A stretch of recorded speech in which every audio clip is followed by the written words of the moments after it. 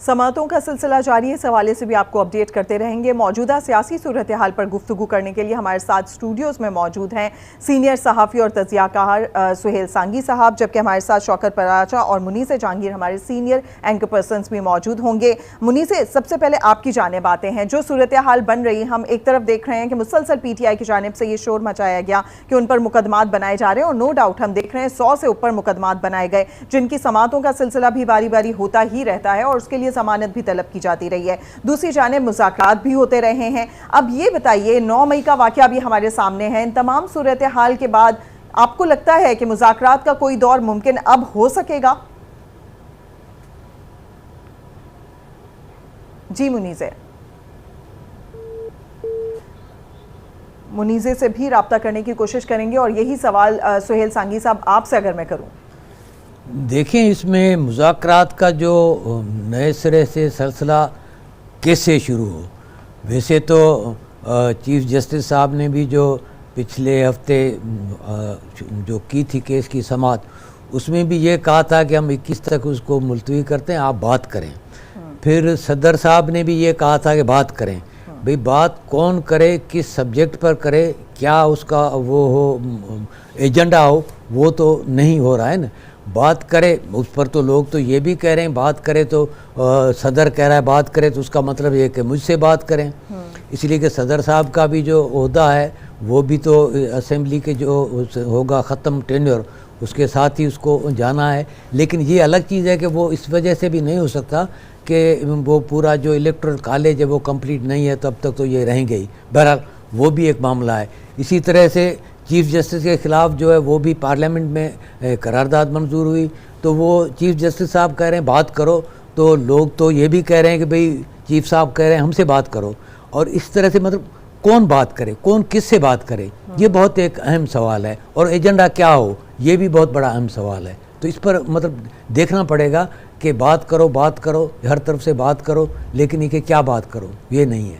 ठीक, पराचा साहब, बात की जाए, मुज़ाकरात की जाए, डायलॉग हो, सियासत नाम ही मुमकिनात का है, ये सारी चीज़ें कुछ दिन पहले तक पॉसिबल थी, लेकिन 9 मई की तारीख ने यकसर सूरत हाल को बदल कर रख दिया है।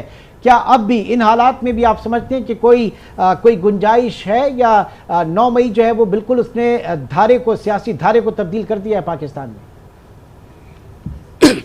इसमें तो कोई शक नहीं है कि 9 मई के वाक़यात ने एक मजमूई जो सूरत हाल है मुल्क की, इंक्लूडिंग पॉलिटिक्स, इससे बढ़कर भी जो और चीज़ें भी हैं, सब कुछ तब्दील हो गया है। क्योंकि 9 मई का वाक़या नहीं है, ये सानिया है, और उस सानिया के बाद हर कोई जो है वो जो पहले पोजीशन पे बैठा हुआ था वो पोजीशन अब बदल रही हैं। यानी MNAs अगर PTI को छोड़ के जा रहे हैं, MPAs छोड़ के जा रहे हैं, या उनके दीगर ओहदेदारान छोड़ के जा रहे हैं। आपने 9 मई से पहले सोचा था कि किसी दिन मुसर्रत जमशेद चीमा साहिबा और जमशेद इकबाल चीमा साहब जो है उनके बारे में ये इतला आएगी कि वो छोड़ रहे हैं, या आफ्ताब सिद्दीकी साहब जो कराची PTI के हेड थे वो छोड़ के जा रहे हैं, या कुछ और बहुत सारे लोगों ने एक सीरीज़ बनी हुई है। मुज़ाकरात तो करना पड़ते हैं, वो आप पॉइंट ऑफ स्ट्रेंथ पे करें या पॉइंट ऑफ वीकनेस पे करें।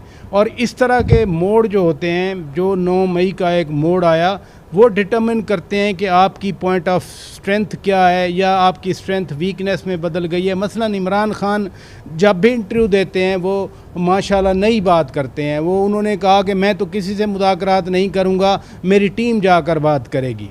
वही इमरान खान एक रात के अंधेरे में सदर ममलिकत, आर्मी चीफ उस वक्त के और उस वक्त के दीगर ऑफिशल्स के साथ, वो बड़ी फेमस मुलाकात थी, वो मुलाकात लेकिन नाकाम हो गई थी, हालांकि कामयाब होना चाहिए थी। फिर जो टॉक्स हुई PTI और गवर्नमेंट के दरमियान, एक नुक्ते पे वो फंस गई। सब ने एग्री किया कि हाँ अच्छा है, एक ही दिन इलेक्शन होने चाहिए। अब इमरान खान कह रहे थे कि 14 मई से पहले असम्बलियाँ तोड़ें तो हम एग्री कर जाएंगे, एक ही दिन सूबाई असम्बलियों और कौमी असम्बली के इलेक्शन हों। लेकिन मामला ये आ गया, हुकूमत सोच रही थी कि अगर हम 14 मई को ही तोड़ें तो फिर 14 अगस्त तक हमें इलेक्शन करवाना पड़ेंगे। हुकूमत भी नहीं चाह रही कि 14 अगस्त तक इलेक्शन हो जाएं, क्योंकि 12 अगस्त इस कौमी असम्बली की मुद्दत है, उसके बाद फिर अक्टूबर में जाकर इलेक्शन होने हैं। लेकिन जो 16 सितंबर की डेट है वो एक ख़ास डेट है, जिसकी वजह से कम हुकूमत का विस्पर है कि 16 के बाद इलेक्शन हो।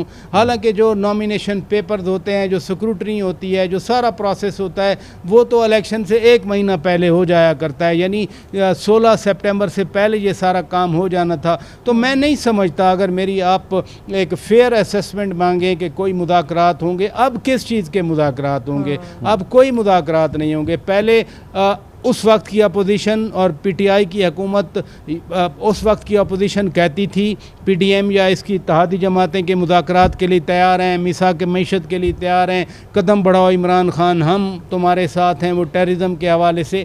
फिर जब इमरान खान अपोजिशन में गए, ये हुकूमत आई, अब ये कह रहे हैं कि हम मुज़ाकरात नहीं करें। मुज़ाकरात किस बात पर? एक ही नुक्ता फंसा हुआ है कि इलेक्शन कब हों। वो 90 डेज़ में इलेक्शन हो, 90 डेज़ से बियॉन्ड तो आ गया 12 अप्रैल को गुजरे हुए, अब 1 महीने से भी ऊपर 1.5 महीना तकरीबन हो गया। लेकिन क्या अब भी 90 डेज़ वाली आज भी जो समाअत हो रही है, नज़रसानी की अपीलें। एक बात और भी करना चाह रहा हूँ कि 4 अप्रैल को जो सुप्रीम कोर्ट ने फ़ैसला दिया, उसके बाद हुकूमत कह रही थी कि नहीं, ये 3-2 का फ़ैसला हम कबूल नहीं करते, हम 4-5-4-3 का फ़ैसला कबूल करते हैं। अब जो नज़रसानी की अपीलें गई हैं, नज़रसानी तो वो होती है अपील जिस आप एक चीज़ को कबूल करें और उसके नज़रसानी की पटिशन दें। तो क्या हुकूमत अब ये मान रही है कि हाँ वो फ़ैसला सही था, आप नज़रसानी करें? बहुत सारा पानी जो है पुलों को नीचे बह चुका है। आज अच्छे कमेंट्स आए, कहा गया कि हाँ नज़रसानी किसी भी वक्त दरख्वास्त आ सकती है। तो अगर ये एक बुनियाद बना दी जाए और इस बेस पर इन नज़रसानी की अपीलों को पंजाब हुकूमत की तरफ से, इलेक्शन कमीशन की तरफ से, फेडरल गवर्नमेंट के जवाब की तरफ से, इस सारी चीज़ों को एक बुनियाद बनाकर आगे बढ़ा जाए तो बढ़ा तो जा सकता है, लेकिन इट नीड्स पॉलिटिकल विल। सही। हमारे साथ शौकत साहब भी मौजूद हैं, मुनीज़े जहांगीर ने भी हमें ज्वाइन कर लिया है। मुनीज़े, आपसे जानना चाहेंगे यही सवाल कि आपको क्या लगता है, तमाम सूरत हाल को लपेटने के लिए या बेहतर करने के लिए जो सूरत हाल बनी हुई है, इसको संभालने के लिए, किसी बेहतरी की तरफ जाने के लिए किसी किस्म के कोई मुज़ाकरात की कोई पेशरफ्त हो सकती है? अभी कोई मौका है या फिर कोई गुंजाइश निकल सकती है, क्योंकि 9 मई का वाक़या हमारे सामने है?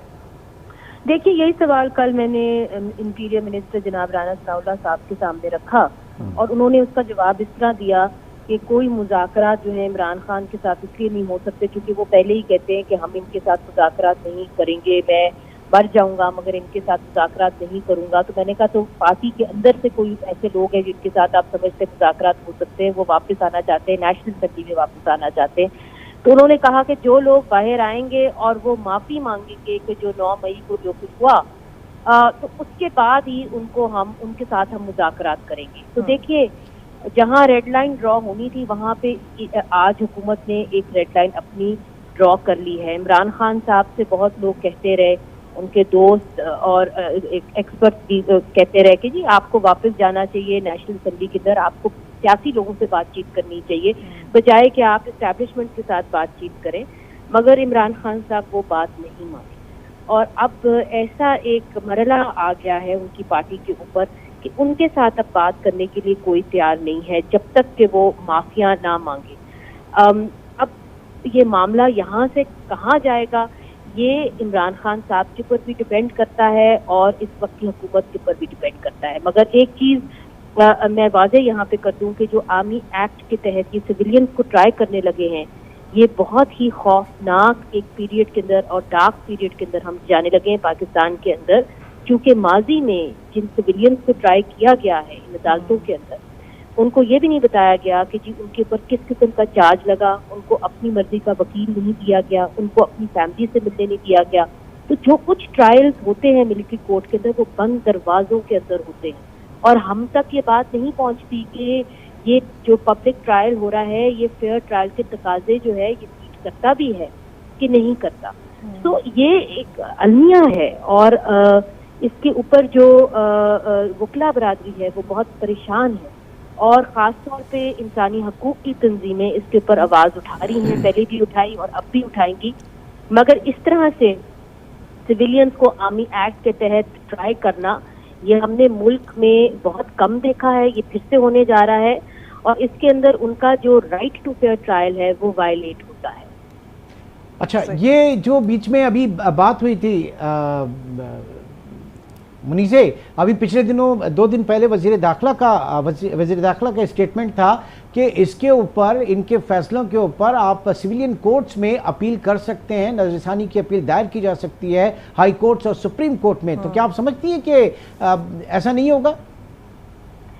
देखिए, अपील तो नहीं होती, उसके अंदर रिट पिटिशन होती है और उसके अंदर मैलिफाइड, आप पहले आपको डिटरमिन करना होता है कि जी ये जो केसेस हैं ये मैलिफाइड है, मतलब कि वो गलत नजरिए से या गलत इंटेंशन से उन्होंने आपको दर्ज किया। अब मैं आपको एक एग्जांपल देती हूँ, मुझे पता है आपके पास वक्त तो कम होता है मगर ये बड़ा जरूरी है लोगों को समझना, क्योंकि देखिए ये बड़े पैमाने के ऊपर सिविलियंस का जो है ट्रायल आर्मी कोर्ट के अंदर और आर्मी एक्ट के तहत होना पड़ेगा।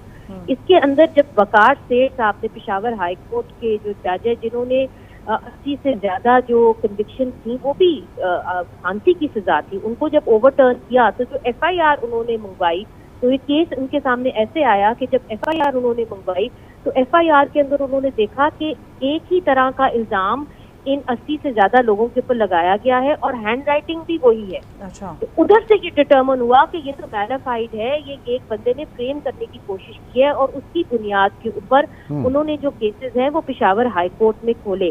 अगर आप 2 केसेस देख ले जहाँ पे सिविलियंस का ट्रायल हुआ है आर्मी एक्ट में, एक केस है हसन अस्करी का और दूसरा केस है इदरीस खटक का, उनको सालों साल हो गए हैं, उनको जो अगर सजा मिलनी थी उससे ज्यादा अब वो टाइम गुजारने लगे अदालत जेलों के अंदर, मगर उनकी जो रिट पिटिशन है वो आम अदालतों के सामने नहीं आई। तो आप इनका ट्राई तो कर देंगे, इनको सजा भी दे देंगे, मगर वो रिट पिटिशन का हक इनको कब मिलेगा? क्या कई सालों के बाद मिलेगा? ये बहुत बड़ा सवाल है। ठीक, हमारे साथ रहिएगा मुनीसे।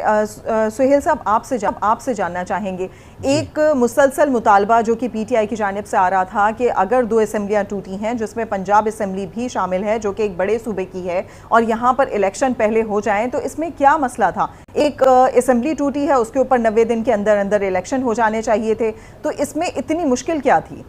थी कि खान साहब ने वो असेंबलियाँ तुड़वाई क्यों? भाई ये तो कोई मसला नहीं है कि जब आपको ज़रूरत पड़े तो आपने उसको तोड़ दी फिर कहीं वापस जोड़ दो। ये कोई खिलौना तो नहीं है जो हम बच्चों को वो कर रहे हैं। वो भी सारे पॉलिटिक्स कर रहे थे, उसमें पॉलिटिक्स में इन्होंने उसको आउट कर दिया तो ज़ाहिर है कि वो तो नहीं हो सकता ना। तो लिहाजा असेंबलियाँ तोड़ दी, ठीक है, अब उनके इंतखाबात होने चाहिए, ये बिल्कुल आपकी बात सही है, लेकिन इंतखाबात वो किसी की मर्ज़ी के मुताबिक हों, ये बड़ा मसला है ना। आइन के तहत होने चाहिए, ये भी ठीक है, लेकिन ये कि उसके नताइज जो हैं वो किसी की मर्ज़ी के मुताबिक हों, ये बड़ा मसला होता है। तो असल में जो मसला है वो यही है कि इलेक्शन के नताइज किस तरह के आएँ और उसी को तनाज़ुर में रख करके वही टाइम सेलेक्ट करके आप जो है इंतखाबात कराना चाहते हैं। यही था ना भाई, आप इसको 14 मई को आप क्यों इंतखाबात कराना चाह रहे थे, फिर आप जो है 14 सितंबर को से पहले क्यों इंतखाबात करना चाह रहे हैं। तो ये पूरी जो है वो पॉलिटिक्स है, उसमें आपने आइन को, कानून को, जमहूरी रवायत को, उन सबको तो बालातर रख दिया ना। तो उस वजह से इनके पूरे उस मुतालबे में, जैसे मुनेज़ा ने कहा कि उसमें जो बैड इंटेंशन का जो लफ्ज़ उन्होंने इस्तेमाल किया, तो वो जब आ जाता है तो फिर ज़ाहिर की चीज़ें गड़बड़ होने लगती हैं। ठीक है, और इंतखाबात जो है वो न सिर्फ पंजाब बल्कि KPK में भी होना चाहिए थे, वो भी 90 दिन के अंदर होना चाहिए थे, वो भी कानून उसके हवाले से भी था। पराचा साहब, आपकी तरफ आता हूँ। अब ज़ाहिर है कि 9 मई के बाद पाकिस्तान तहरीक इंसाफ जो है वो अपने पूरे पॉलिटिकल करियर के हवाले से तारीख के बदतरीन इस वक्त आजमाइश के दौर में है। ये बताइएगा कि हुकूमत को कितना रिलीफ इस वक्त है, मौजूदा कितना कंफर्ट जोन है, और क्या 2023 का साल आपको वाकई इलेक्शन ईयर नजर आता है या फिर इलेक्शन अभी आगे? इलेक्शन तो होना चाहिए। जब हम कहते हैं कि हम डेमोक्रेसी हैं, फंक्शनल डेमोक्रेसी हैं, आइन है मुल्क में, और जब 12 अगस्त को कौमी असम्बली की मुद्दत पूरी होगी तो उसके बाद तो इलेक्शन आइन का तकादा है, किसी की ज़िद अना उसमें तो फिर शामिल नहीं होगी अगर पंजाब असम्बली और KP असम्बली तोड़ने में है।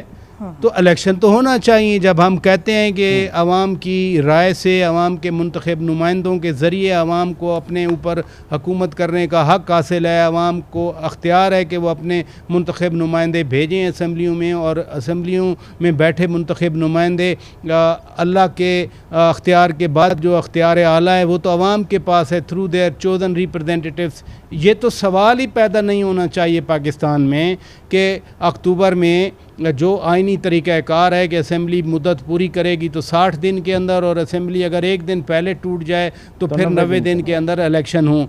लेकिन सवाल ये है जो अभी आपके दूसरे मेहमान ने, मुअज़्ज़िज़ मेहमान ने उठाया कि कोई प्रिंसिपल है, कोई प्रिंसिपल ऑफ एग्रीमेंट है इस मुल्क में, मसलन चीफ़ इलेक्शन कमिश्नर और इलेक्शन कमीशन के अरकान के बारे में क्या कुछ नहीं कहा गया। और फ़र्ज़ किया आपने कहा कि तहरीक इंसाफ पर बड़ा सख्त वक्त है इस वक्त। अगर तहरीक इंसाफ जेन्युइनली हारती है तो क्या इमरान खान उसको कबूल कर लेंगे?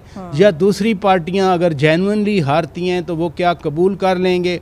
जो रिफॉर्म्स चाहिए आपको इलेक्ट्रॉनिक इलेक्शनियरिंग के लिए, क्या उस पर कोई बैठने के लिए तैयार है? वैसे तो कह देते हैं कि हम बैठें, तरमीम करें, कवानीन को चेंज करें, आइन में तरमीम करना चाहिए तो करें। तो क्या आपके ऐवानों में, पार्लियामेंट की बात कर रहा हूँ, सेनेट और कौमी असम्बली में क्या 2/3 इस वक्त मेंबरशिप पूरी है कि कोई आइनी तरमीम करे? तो इतने बड़े बड़े सवाल हैं। जो बेसिक आइन तो है हमारा, एक सोशल कॉन्ट्रैक्ट है, लेकिन आइन पे कहाँ अमल होता है, कहाँ अमल नहीं होता, कौन रुकावट बनता है, कौन रुकावट नहीं बनता।